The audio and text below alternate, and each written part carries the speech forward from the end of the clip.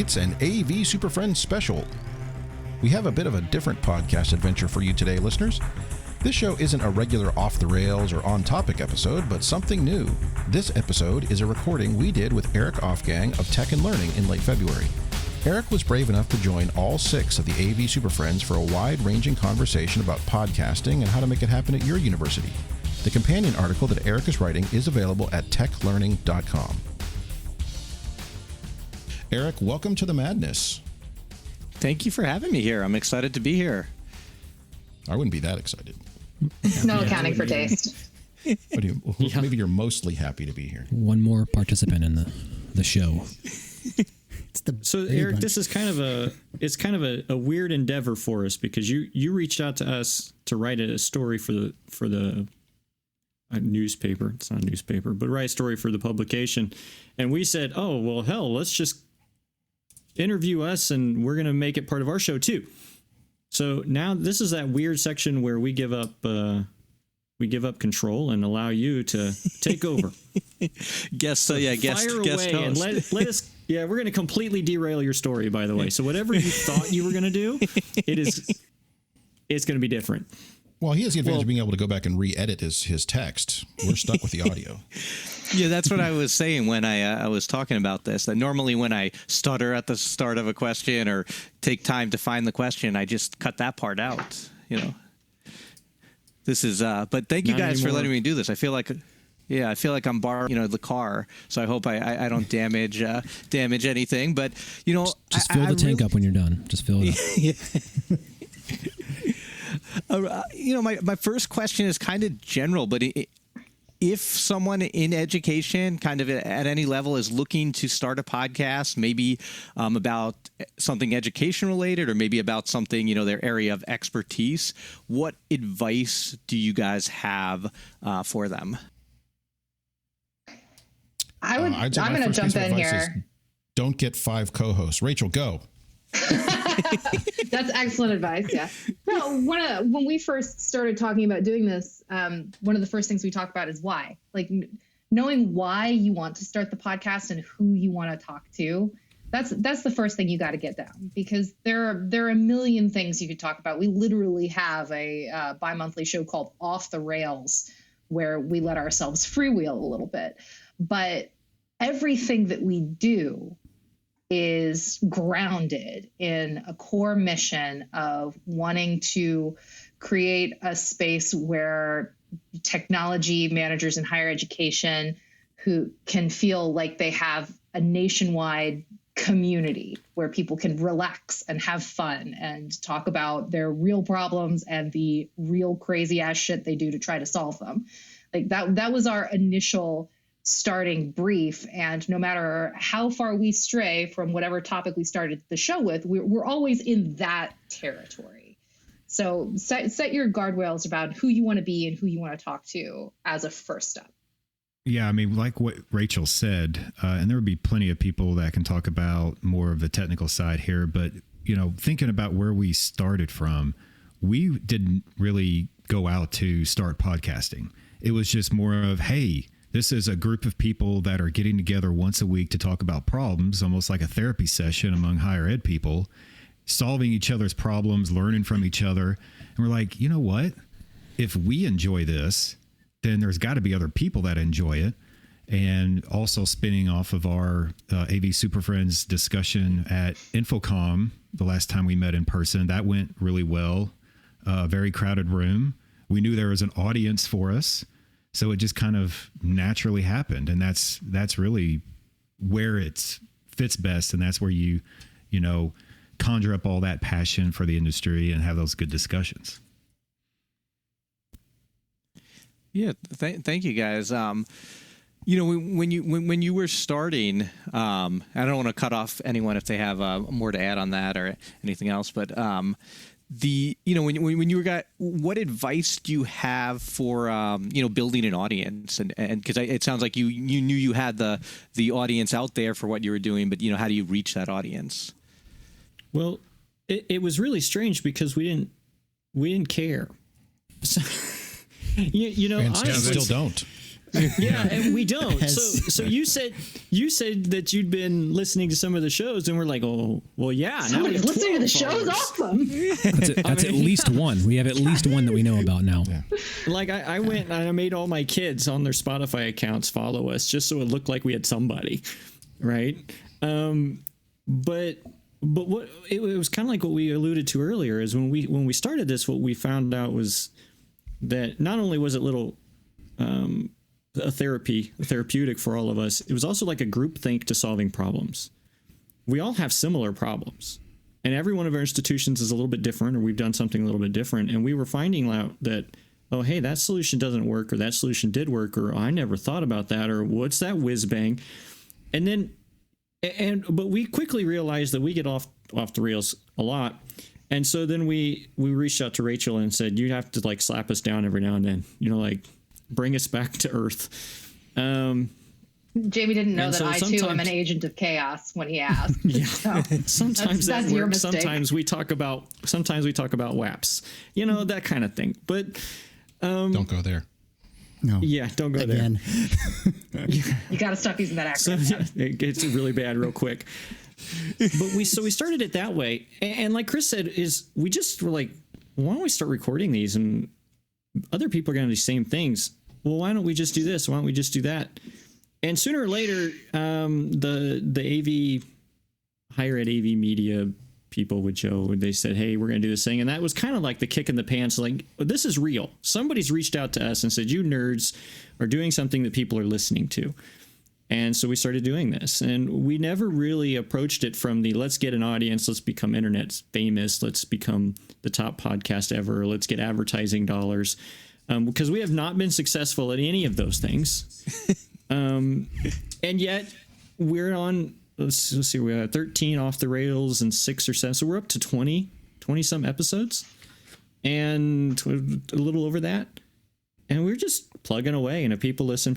If they don't, they don't. But it was more for us than anything else. This is what we get. We all talk. It happens. I'm gonna jump in. So go for it. When we first go back in the Wayback Machine, like Chris, I would say that you were probably more organized than the average bear on this whole thing, in that we would meet and we had like a hell of an agenda to get through. But we would spend the better part of an hour just talking about our trials and tribulations of the day, and Box didn't do X, Y, and Z. And we would just spend that time troubleshooting and talking, well, did you try this, try that? And then somebody said, like, people would listen to this. And we're like, really? People would listen to this?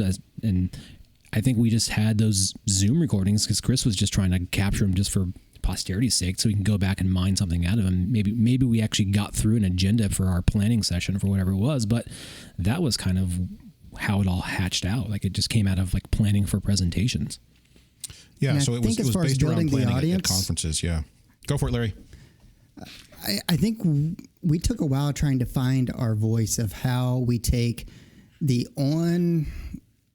live in-person things that we used to do, and we take those meetings that didn't really have any structure to them and then try to wrap a podcast around it.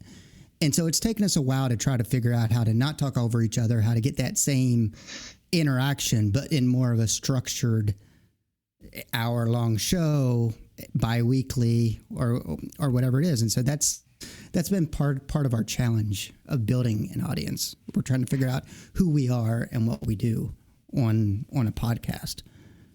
But I do Erik, think maybe to your initial question as to how do you start building that audience, there's a couple of things as far as, get social media going. I deliberately stay away from social media, so that's other people who have to do that.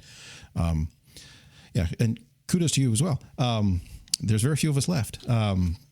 But you need to launch a website at the exact same time, if only just as a central location to like point people, hey, go check us out here sort of thing. And that can't be like a go to Facebook /whatever/ it doesn't work. You have to have some sort of just landing place to point people.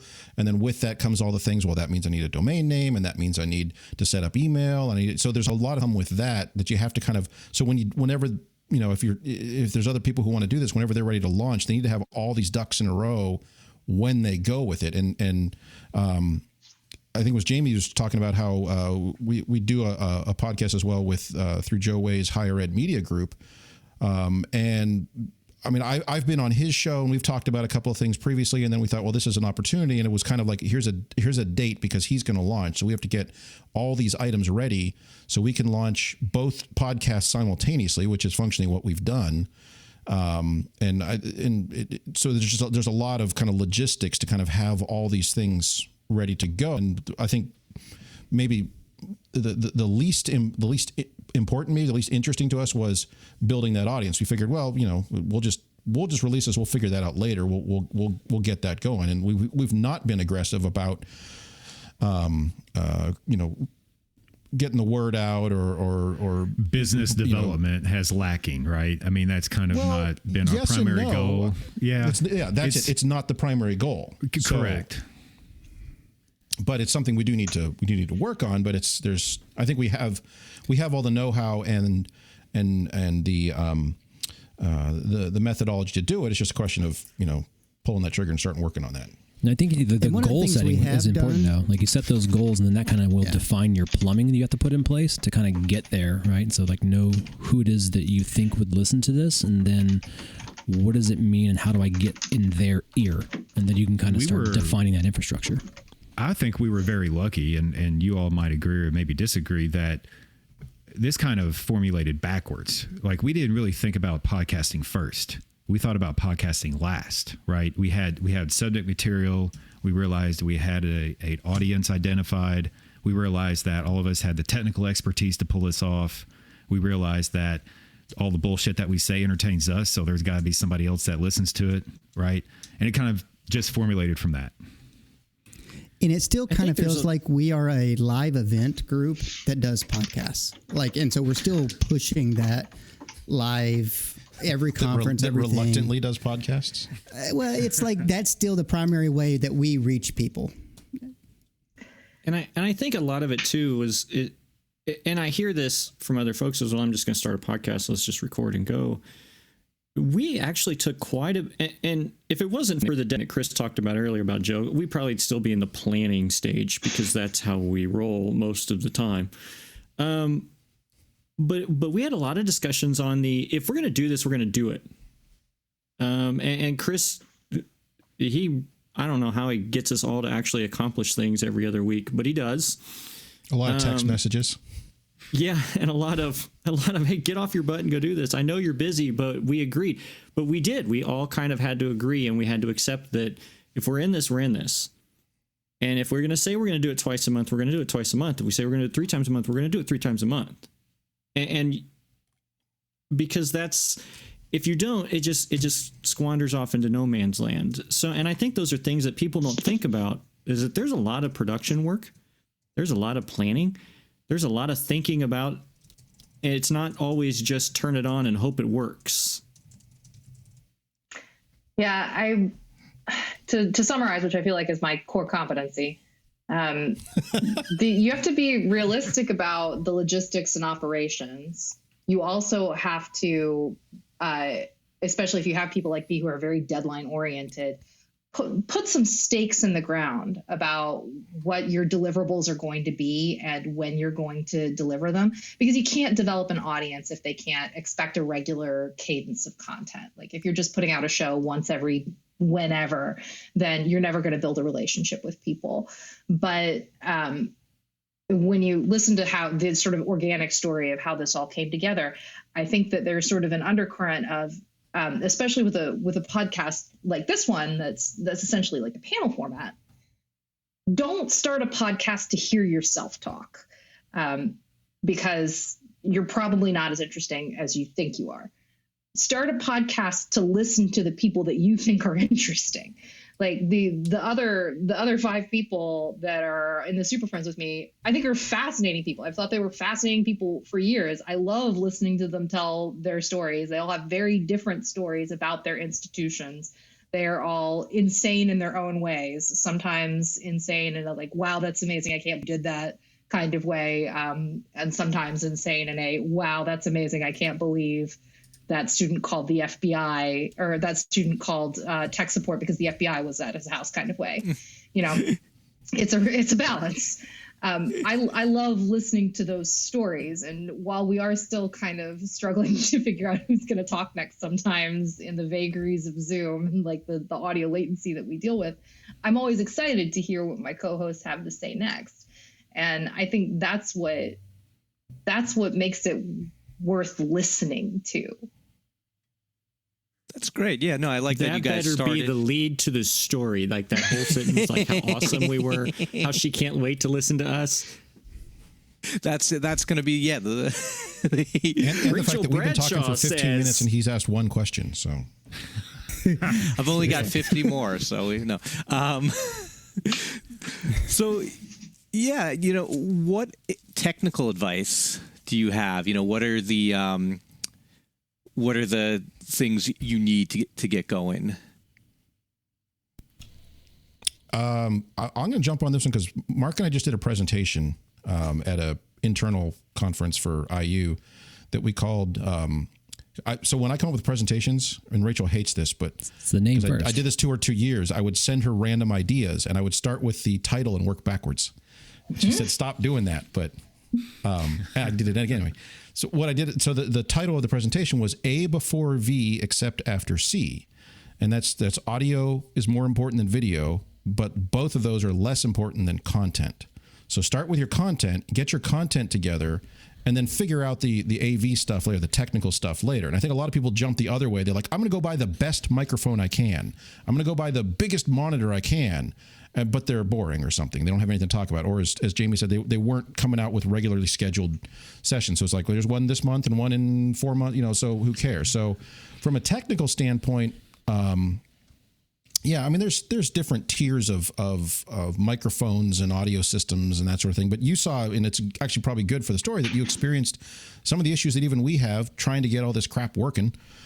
Because as well as I know my stuff is working right here, it still has to go out through the magical interwebs and everyone else has to hear it and it comes back. And so it causes issues. And it may sound fine to me because I'm listening right off of my interface and I know my mic sounds great, but it sounds terrible on the other end and I can't fix that. But we have to figure out how to address that. So I would say step one is they need a microphone that's better than, the one built into their laptop or something like that. But I mean, you can get a mic for, I don't know, Rachel, how much was that mic you were on before? $75 or $80 sort of thing? It's not terribly expensive. Yeah, it's like a $90 mic.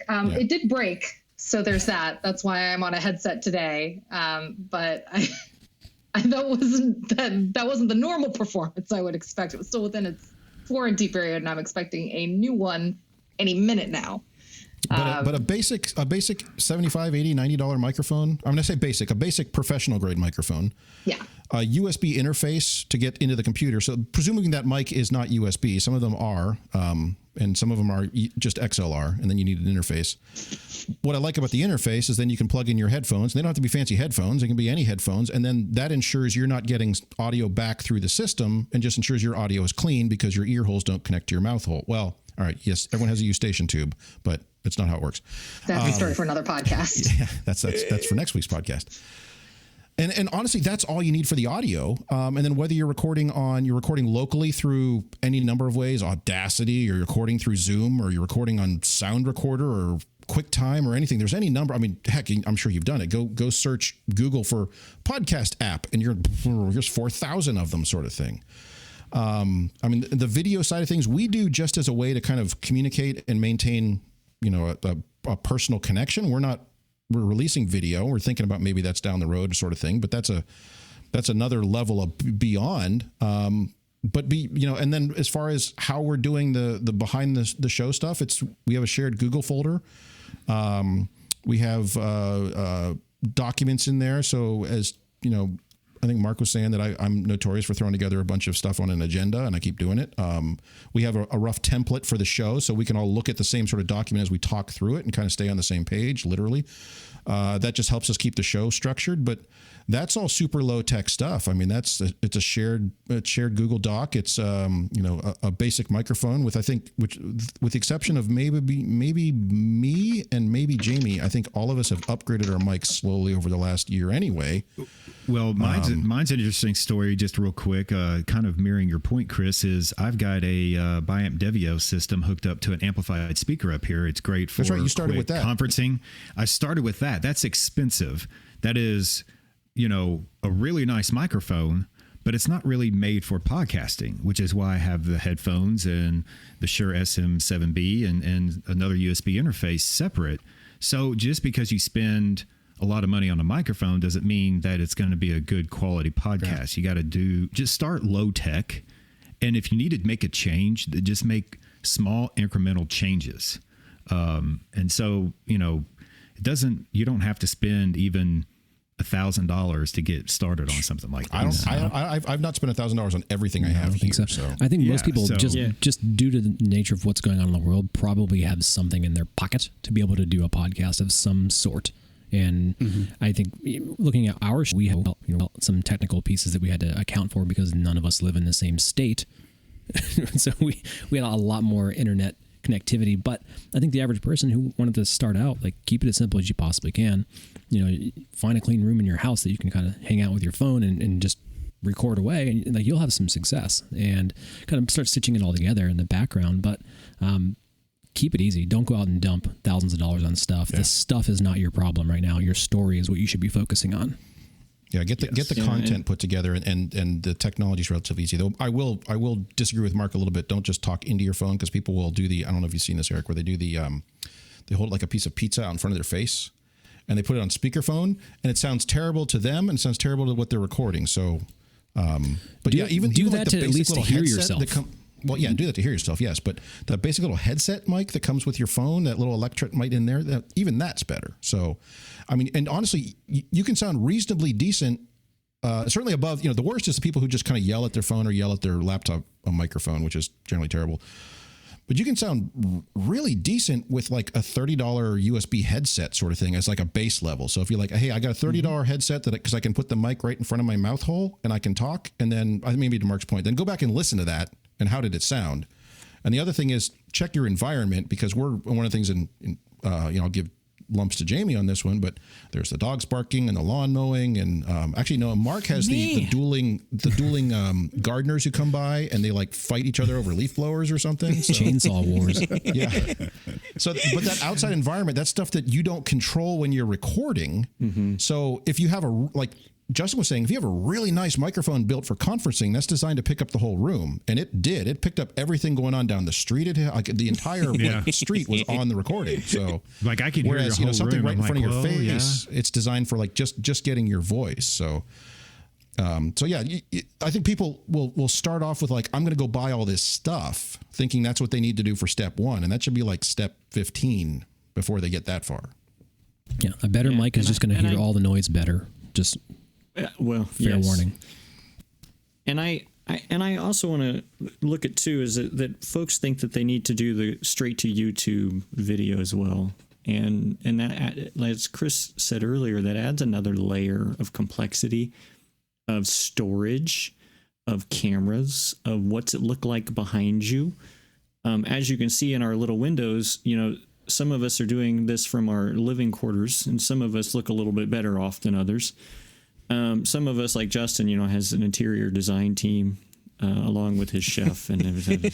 His background changes seasonally. I'm not kidding. There will be like seasonal decorations. Wife comes in, it's like, time to redecorate. I'm like, yeah, you do your thing, girl. Yeah, whatever. Go ahead. But, go for it. But just to get started, sound good, have good content, and sound good. If you bring video on later, but I also hear that a lot too, is that, well, I want to do this, and I need cameras, and I need this. And I'm like, well, what are you going to do with this video? I mean, this is gigs and gigs of data. Where are you going to host it? How are you going to store it? What are you going to do when it crashes? Start simple and build up. Now, we're nerds, right? Like most everything we had, we just went to the closet and pulled it out because, we bought it 10 years ago because we thought we were going to be recording engineers, and we never happened. Or it was an old demo gear that somebody left behind, maybe. Yeah, it's something that we went in and saved it from a dumpster, which is most of my equipment. But Mark has given us a high sign here. He crazy. Needs to pause. So we need to take a quick break here. So Eric, just for your edification, we do this for 2 reasons. 1, it naturally breaks up the show and gives us a chance to catch your breath. But 2, we've run into issues with recording for too long, and it will not save the entire file. So. It happens. Technology, it's great. Oh, it's great. So just stand by, but another lesson for podcasting. We won't go for very long. The listener won't notice. Back in 60 seconds. So. Yep. It's a short message from your sponsors. That's right. Yeah. As many of you know, the Super Friends have always been better received when we have more input from you. So, here's your chance. Send us a note at mailbag@avsuperfriends.com and get involved with the show. We're looking for some topics to discuss, some fellow nerds to talk to, or just general AV awesomeness to brag about. But remember, we'll probably steal your ideas. And I suppose we'd take some criticism, but that wouldn't be very nice. Anyway, drop us a note at mailbag@avsuperfriends.com and find out how quickly we ask you to join this nonsense. So I say let's just leave all this in because it's fun that way. So from a technical standpoint, yeah, we have to periodically stop the recording and save the file because we have found that the application we use is Clean Feed, which generally gives you a higher fidelity recording, but doesn't like really long recording. So once we go over about 20 or 30 minutes, we find it's best to force a little commercial break in there and save that file because we have had trouble with that in the past. And as we talked about at the beginning, that's why we also do backup recordings through other systems, just so we have something just in case. So, yeah. So from a technology standpoint, keep it simple. Check on your content, make sure you've got that squared away. I would say, honestly, on the content thing, if I delve in that a little bit, but create a list of topics ahead of time. So you've got kind of 3 or 4 things you want to talk about ready to go. So you're not just like, all right, we did one, now what do we do? But have kind of a plan. Keep to that schedule, whatever it's going to be. Is it monthly, weekly, daily? Don't do that.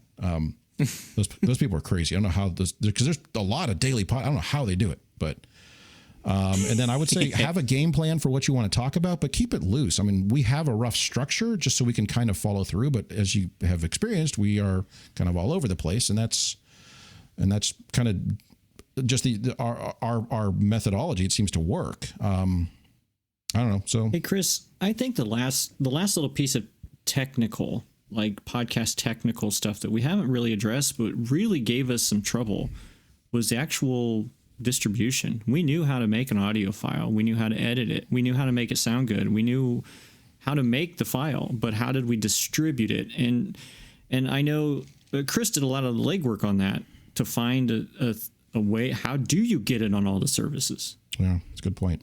So I also want to lump in with that after we're done recording, and Mark mentioned it, that he will go through and process the file afterwards to kind of clean it up a little bit. That's his background in sound engineering, but you don't necessarily need to do that. If you have a reasonable, decent quality microphone and having 2 people or 3 people talk, it's probably okay. Just cut off the stuff at the beginning and the end, and off you go. So to Jamie's point, we distribute through Libsyn, among others, but Libsyn, Libsyn.com, Libsyn.com, I believe is short for Liberated Syndication, but is it's just a central clearinghouse which creates an RSS feed. They automatically then send to Google and Amazon and iTunes and 5 other ones. So it's a central point we can go. There are some quirks to some of the different ones. Apple handles their RSS feeds very differently, which is great. So I get to rewrite the RSS feed twice.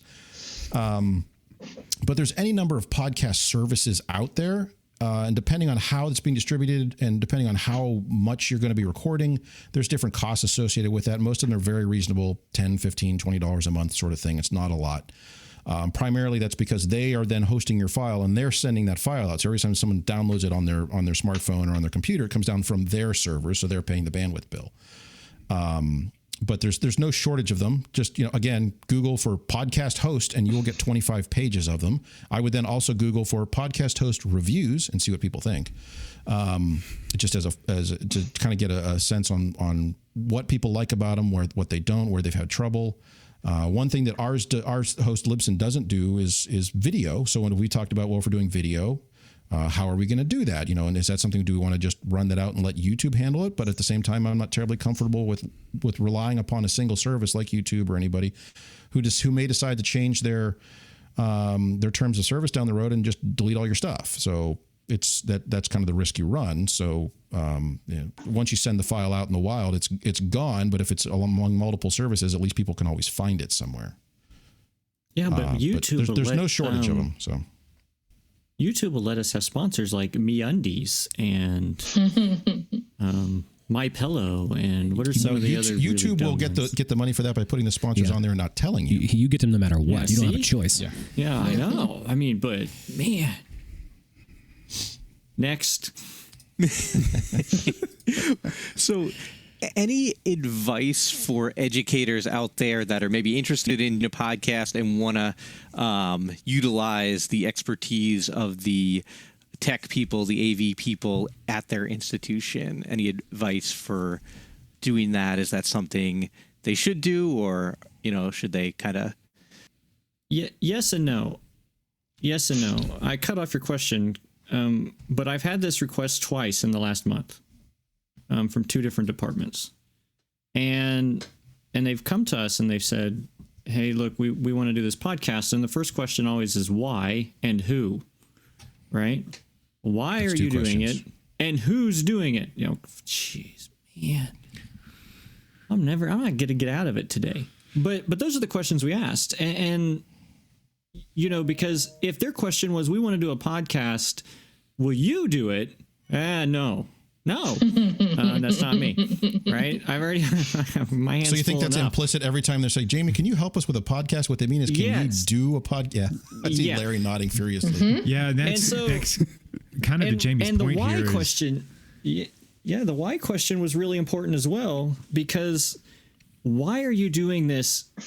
In order to all the things we've already talked about, what's your content, who's your audience, what are you trying to do, what is this? Now, one of the people that came to us, they just want to take part in StoryCorps from NPR, right?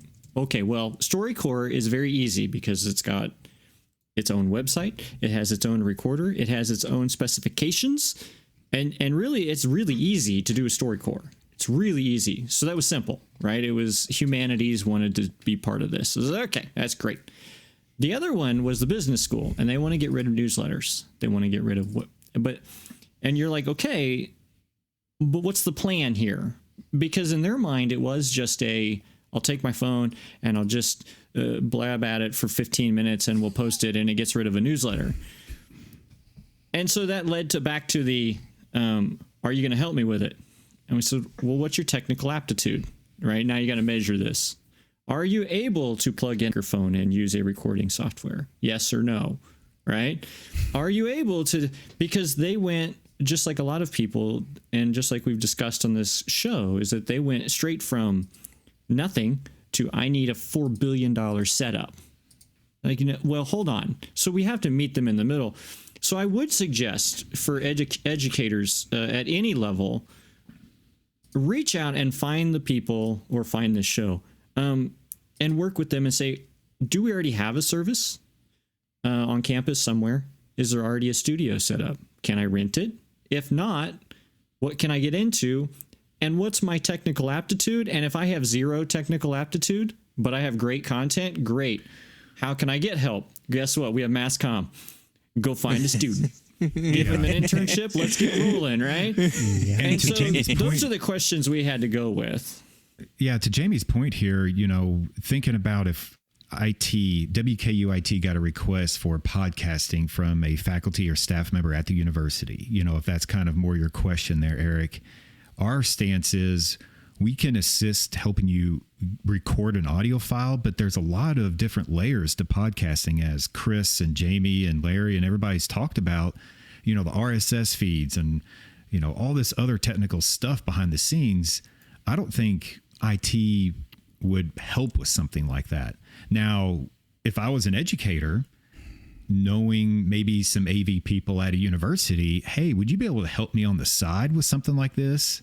It also depends, is this a university sponsored thing, or is it something that you're going to go off and talk about zoology and you're, just a staff member that's interested in zoology? There's two different requests there. So there's just different dynamics to supporting podcasting.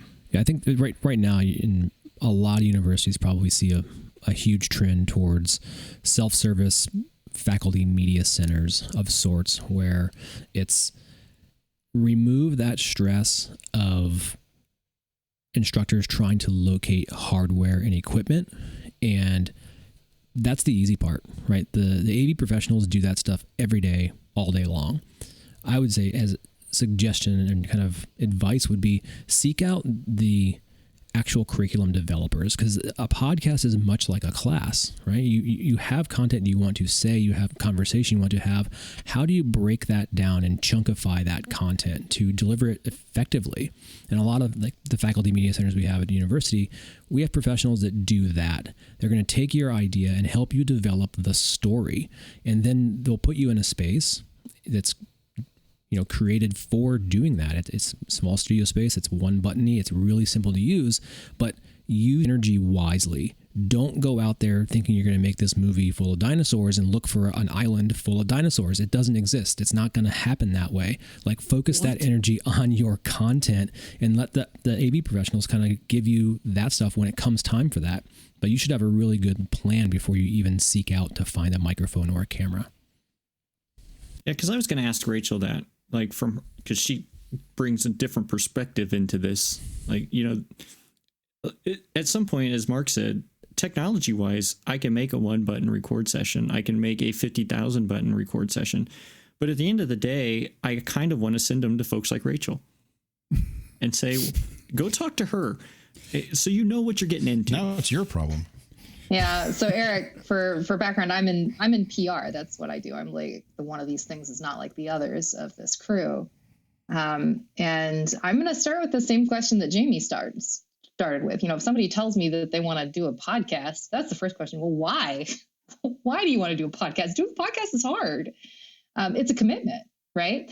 If you tell me you want to be on a podcast, then I'm still going to ask you why. That's still important to identify. I'll send you the invite. Right. But it's still important to identify, who you want to be talking to, what story you want to tell, why you think podcast is the right vehicle to tell it, that kind of thing. But it's a pretty standard messaging activity. You want to host a podcast. That's a lot. You have to be really, really clear in your intentions, and you have to have not just a story to tell, because, we're not all serial. Most of us don't have a, multi-episode arc to put out there for people. You have to have a larger purpose and a larger community, a larger purpose to serve a particular community. And if you don't have that, then I'm going to beg to differ. You do not want to do a podcast. There are other things that you might want to do, a series of webinars, a newsletter. It's not that crazy. A Substack. Like, there are all kinds of ways to approach communicating with an audience. Podcast at a glance seems like an easy one because you don't have to write anything.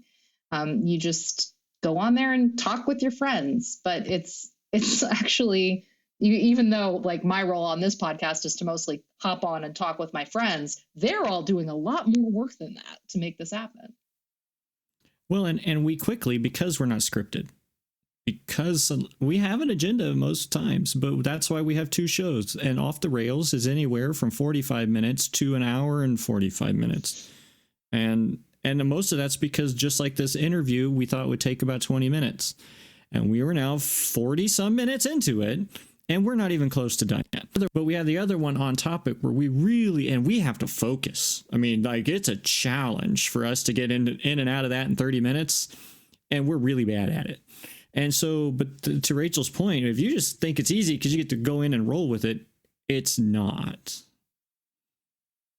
I guess, what are some of the sort of don'ts, the things you hear in the podcast, you hear when you listen to a podcast that you just, would advise against, or mistakes you've seen, as people develop podcasts, or even from established podcasts?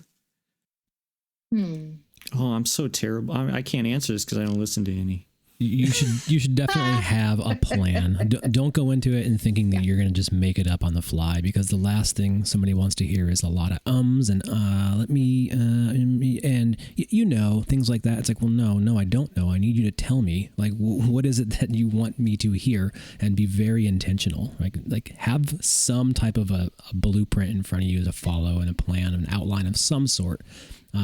You're not going to make up an entire show on the fly unless you have something to actually go on.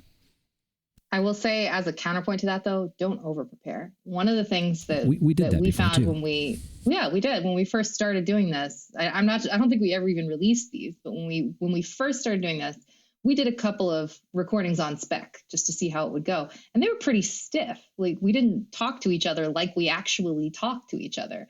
And it took doing that and listening back to them and realizing that, like, we had, like, the magic of what we're trying to do, of the live conversations that the Super Friends have had in the past, is missing here, because we were being overly structured and overly formal about the kind of things that we're going to say. We had to learn to rely on the outline, but not to script, and not to act like to be an improv troupe rather than a play. Yeah, have some cues ready. Just have something there so there's no dead air. Yeah. I think there's also one of the lessons that most educators should know, or already have experienced, is be careful with copyright material. Be very careful. Some companies don't care. Sometimes the free use is actually free use, and sometimes large corporations that shall remain Disney nameless, when you start promoting Cinderella, dang it, we're going to get a cease and desist. Now we're going to get sued. Seriously, yeah, dude. no, but there's some Jamie, you're raising public domain indentured servants. Yeah. There are some companies that are very protective. And people will often want to share media on something like, hey, listen to this interview, and then we're going to discuss it. Well, that's somebody else's content, and they're not thinking that by taking a clip from YouTube or MSNBC or wherever, and running that on their recording, well, they're now taking someone else's content.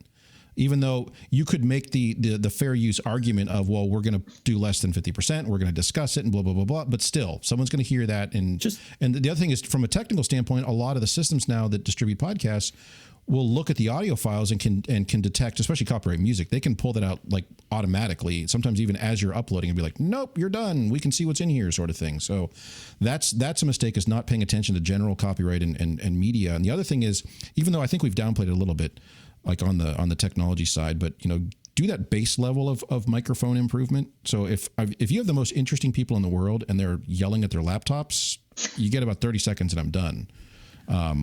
So they don't need to go like full on studio, like we've been trying to say. Is like, hey, you don't need $1,000 into this, but like that $30 headset, at least that level up alone is going to help. And then that's when you need to like have your content and your blueprint, and you have your kind of some structure, but still informal. And one thing I didn't mention before, but go back and listen to it. And I think a lot of podcasts early on they don't go back and re-listen. Rachel just talked about it. We did some recordings and then listened, and we were like, it's not great. And we did release the first, what we call our first episode is, and you're free to go back and listen to it as well. I mean, it's rough. You can hear it. It's clunky and it's kind of awkward. And we've kind of like, well, but when we're in person, we have these conversations. How do we do that? How do we have that same level of interactivity? And I think some of podcasts, they focus too much on the technology, not enough on their content, and they don't listen to what they're recording. And then they just kind of roll out this, it may be awkward. It may be great. It's hard to say, but, it comes across as distracting, or people are listening and they're frustrated, or they're like, you're not getting to the point, or, so there's challenges to that. So sometimes take a couple of days and have a listen to it and see what comes of that. I think that can help a lot too. Yeah, the first few we did are on the website. They're on the services, but we didn't promote them. We didn't put them on Twitter. We didn't do anything to let them know we were actually out doing this yet. And so it's just, if you search them out, you can find them, but they were not ready yet. Yeah, I mean, I think one of the most important things, and we've lightly talked about it, is what's your primary goal? Are you trying to send a message? Because that's not our primary goal. Our primary goal is to create community within AV higher ed people. And that means more of us listening and more of us engaging our user base or our listener base, if you will. And whatever happens. Because as long as we're engaging our user base, if we make zero money, we're meeting our main goal. And if you have sub goals, that's fine. But if you have 7 primary goals, you're never going to achieve one of those. Just like running a business, right? You have to have one primary mission statement to be successful, and stick with it too. Great. Well, I think this is my don't chase the money. That's no, but I think that's true. People think that they're going to become YouTube sensations and be the next. Who's that chucklehead? Or this is their full-time job or something. That's hard to do. That's difficult. Don't chase the money. Will come if you're good. Not that we have any, but don't chase the money because that's the quickest way to fail. Because if you suck, nobody's going to give you money. So if you're good, they're going to give you money. And I think that's one of the things that we wrote out early on, unless you're going to write us a check. I was going to say, I was going to take the advice and then quit my job and launch my podcast next week. Yeah, exactly. Yeah. You know what? Let me know how that works when you're back at Tech and Learning 2 weeks from now. Yeah. Hey, I believe in Erik. You can do it, man. Nice work if you can get it. Won't you tell me how? Copyright infringement, etc. Well, yeah. So, any thoughts on our educators? Do they have skills that make them well suited to podcasting, or not? Or does it depend on who? Or I don't want to hurt anybody's feelings. I think many of them do. Yeah. No, I think many of them do. I think they already have an area of expertise. Mm-hmm. They are already accustomed to sharing their knowledge. If they're teaching, let's face it, if they're teaching, 80% of them, because there's still 20% that have already made their living, but 80% of them, they're not getting rich off this, right? But they have content. And then there's a certain percentage of those who are super entertaining. Who are just great really storytellers. good at it. Yeah. Who they're the ones who their reviews, and it's at every level, right? You go to elementary school, there's one teacher in every building that everybody's just like, God, how do they do it? And that's the person, right? So there's all kinds of them out there, and educators are already in that. They're giving away their knowledge for free anyway, or basically free. So I think they're there. Now they just need to put it all together. all right, well, that's all my questions. You guys have anything else you want to add? Thanks a real lot for taking the time and letting me be on the show. We're super glad that you came on the show. It's a brave person who will subject themselves to our nonsense for an hour. Yeah, I think it just quick like parting shots here for me. It's just, focus on what you want to say, and it's not a huge technical hurdle to do it, but like have a good story. And I think instructors and professors, they're doing that a lot already, and the ones that are really effective at communicating are poised to be able to use podcasting as kind of a medium to really flourish. But they have to kind of focus on that brand. Like, so how do I take these little tiny pieces and put it in place and wrap a brand around it so I can kind of put it out there for the world? And just a little bit of thought goes a long way. Yeah, I guess if I were wrap up with anything to say, there are those technical aspects, just as Mark said, there's variables, but they are there. Making that initial effort, whoever they're creating as far as will have guests stand out among others, because anybody can have 3 people phone and it doesn't come across as interesting or even easy to listen to. But making that first little effort, and then all the things we talked about as far as having a plan and a framework and some things like that, which more kind of like if you're going to have a conversation with anybody and had people listen to it, you'd want to kind of structure that out. I mean, you do it for every story you write. It's that same kind of idea of I at least need to hit these 5 points rather than just sit down and ramble. I guess works for some people, but I don't know how well that would work from an educational podcast perspective. If they're going to share something, they're going to want to have kind of a game plan. They do it when they build their lesson plan. So it's that same idea, but yeah, make that first little effort in technology. And you did ask earlier, but yeah, seek out those people on campus. I would say every school of any reasonable size has some sort of faculty media center or something like that. It's probably not the same people, though. I'll probably have 3 people disagree with me immediately. It's probably not the same people who are out installing conference rooms and classrooms and boardrooms. They may work for the same overall department, but it's probably not the same people. But somewhere there's that media studio, and especially we're seeing this a lot of interest now, as Jamie was mentioning, getting a lot of requests for it because people want to figure how can we get content out to students who are remote. And so there's a lot of interest in this sort of thing, the one button studios, and that group there somewhere is they can answer these questions or at least get you started on where do I, what's my first step and what sort of, equipment do I need? And hopefully they're saying the same thing of like, do not go out and buy $4,000 worth of equipment because it's not going to do you any good. But it's you do need a little bit of technical know-how there and make a little effort, and then if your content's solid, if they're already line teaching instructors, it should follow pretty easily. And I'm putting my PR hat on real quick. If you're interested in knowing a podcast, go on some podcasts, find some people who are doing it, talk to them about it, test the waters, and also use the opportunity to promote your own podcast when you're ready to launch. This is going to get real. We're going to get some unexpected podcast guests here. So, Mama. Hey. Yeah. Also, lock your doors. Yeah, plan your podcast around school letting out, which obviously we do not. Well, with all the time zones, it's a little difficult.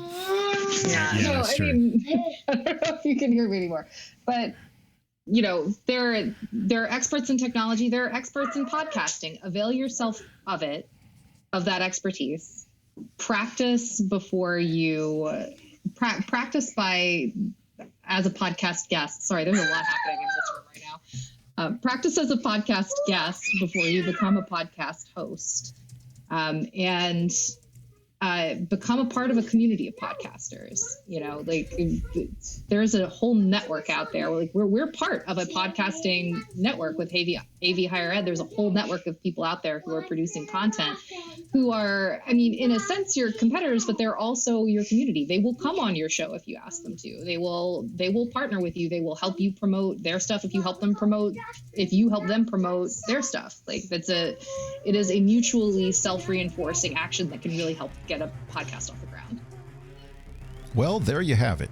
Everything you ever wanted to know about podcasting and education. What's that? You still have questions? You say this really didn't answer anything and you still need more information? Reach out to us at mailbag@avsuperfriends.com and be sure to read Erik's article at techlearning.com for more information. Thanks for listening.